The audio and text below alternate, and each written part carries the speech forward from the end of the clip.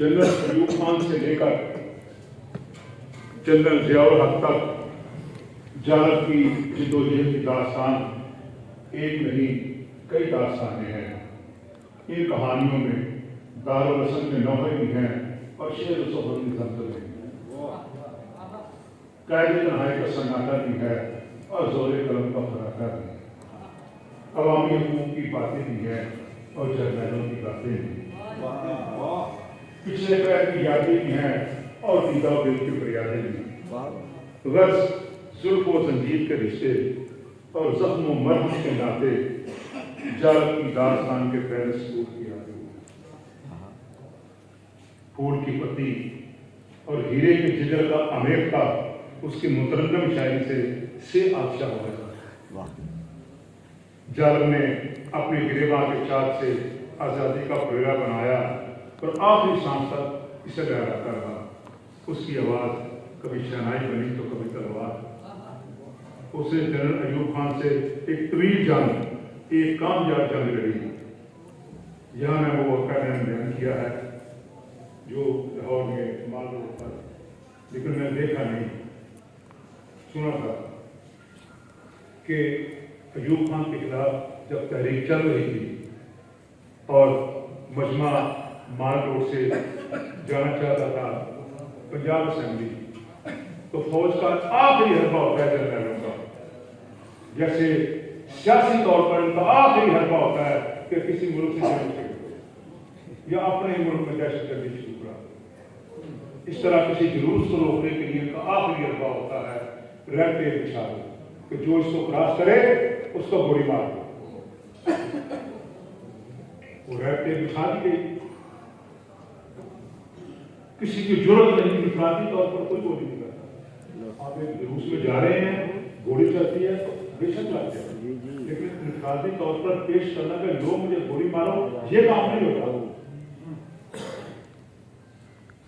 जुलूस ठहर गया।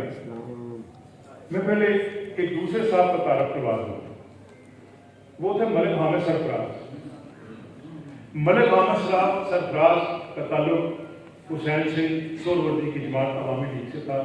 और वो उनके पंजाब के सदर थे। दूसरा बड़ा उनका तारुफ ये था कि मगरबी पाकिस्तान में अवामी लीग ने सिर्फ एक उम्मीदवार खड़ा किया था कौमी असम्बली के इंतखाबात के लिए, और वो थे मलिक हामिद सरफराज। जब वो रहते बिछा दी गई, हामिद सरफराज कहते हैं कि जालब ने मेरी तरफ और मैंने जालब की तरफ देखा। फिर हमने ऐसे बाहों में बाहें डाली। जालब ने कहा मलक निकलो अल्लाह का नाम लेकर, निकलो अल्लाह का नाम लेकर। कहते हम दोनों ने बाहों में बाहें डाली,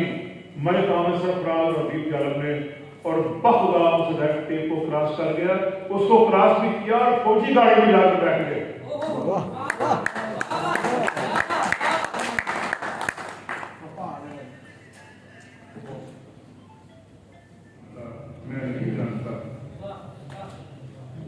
हबीब जालब ने मादर मिलत से लेकर बेगवी भुट्टो तक मुल्क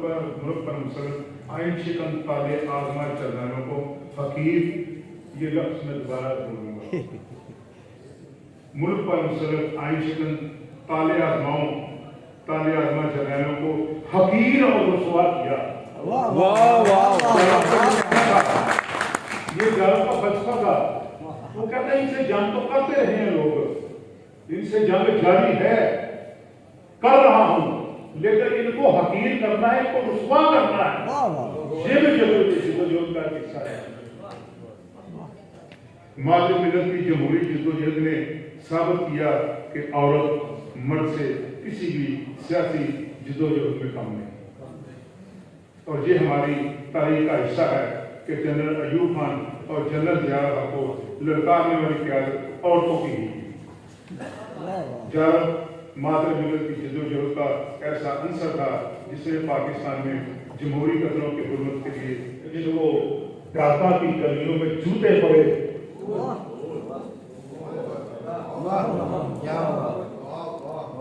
आप तो वाह वाह कर रहे हैं ना, उसने 3 मिनट जिस तरह शाही किले में गुजारे और फिर वो मकरूर होकर जिस तरह वो अमेरिका पहुंचे وہی جانتے ہیں کہ جن کو ڈھاکہ کی گلیوں میں جوتے پڑے پشت پر سارے تمغے سجا دو جن کو ڈھاکہ کی گلیوں میں جوتے پڑے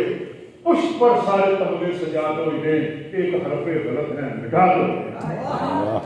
اتنا بے غیرت اور جب نیازی کہا گیا یہ سب کچھ اتار کے رکھا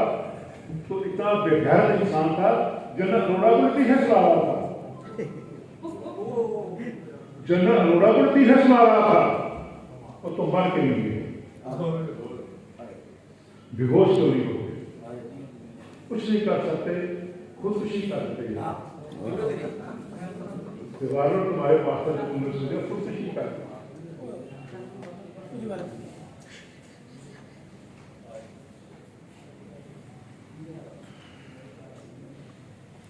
شیر کو پہلے چھوڑا گیا اس کا پاس منظر ہے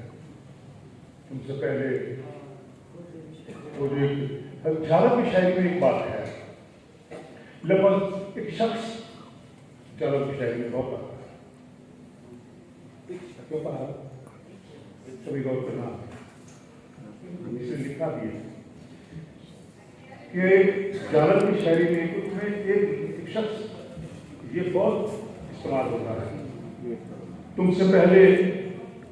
یہ میں بتاؤں کہ سب سے پہلے میں نے کہا سنا مری آرٹ کونسل میں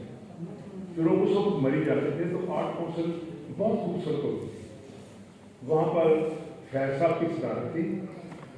اور جالب نے یہ جب یہ پڑھی تو جاجا خان کی تصویر لگی ہوئی تھی اور جالب کو ہو اور اس کا ترنم ہو اس کو کوئی داد نہ دے ایسا ہو نہیں سکتا مگر ایسا ہوا جب جالب نے یہ پڑھا تو سب کو پتا تھا کہ تاریخ جو ہے تو پکڑے جائیں گے کسی نے تعلیم نہیں ملائی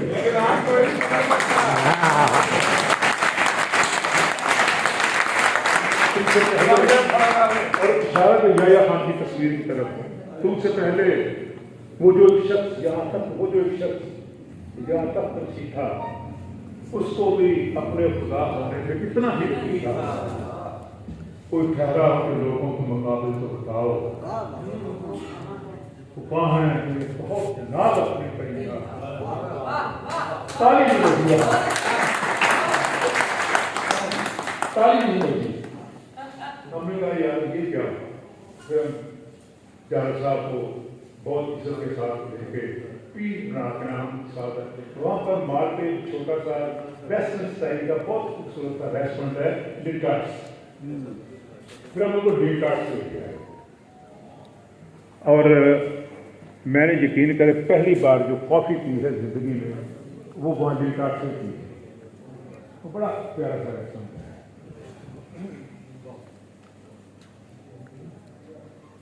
وہ میرے پیارے دوست انور کمبوج صاحب نے کہا تھا کہ پنجابی میں بھی کچھ خیال میں بھی ایک لکھی تھی پنجابی کی میں آپ کو جالب کی پنجابی سناتا ہوں اج پیری زنجیر نہ ہوندی جت نہ بنتی ہار اج پیری زنجیر نہ ہوندی جت نہ بنتی ہار پگا اپنے گل وچ پارو تے ترو پیٹ دے پار یہ وہاں ہوا تھا جلیانوالہ باغ میں دل کا کہا کہ زیادہ کے زمانے میں بھی ایسا ہوا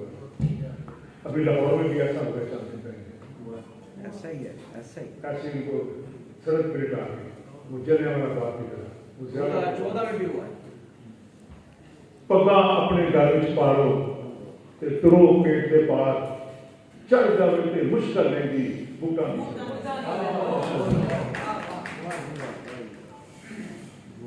چلے اس کو ختم کرتے ہیں بات کو بھٹو صاحب کے ساتھ بڑی دوستی کے سیکھا ہے میاں صاحب اور جالب کٹی تھے نیشنل عوامی پارٹی انڈیا میں مجھے سوری وہ پیپلز پارٹی میں چلے گئے ایم ایل اے بن گئے جالب صاحب نے ٹکٹ نہ لیا میاں صاحب کو کہا بھٹو صاحب نے کہ آخر وہ ہمارا دوست ہے آپ جائیں اور یہ کچھ معاملہ دریافت کریں جب وہ گئے تو لاہور کا ڈی سی کے ساتھ ہو گیا प्रोटोकॉल के तौर पर मियाँ साहब का तकिया कलाम का बीबा आवाज करता उन्होंने कहा बीबा वो जालवा हुआ है ना वो याकूब की स्यापा पाया है। उन्होंने कहा मियाँ साहब ये वही स्यापा है जो हम दोनों ने मिलकर अयूब खान को पाया या खान को पाया ये वही स्यापा है। ये स्यापा रहेगा जब तक मामला वो भी आपस में दोस्त थे। तो डीसी ने कहा कि जालद साहब छो कोई बनाव रहो दुनिया बंदा बार बार नहीं होता कोई बनाव रहो। जालद ने कहा सुनो डीसी तुमने जिंदगी में इतना कमाया नहीं है जितना मैंने ठुकराया।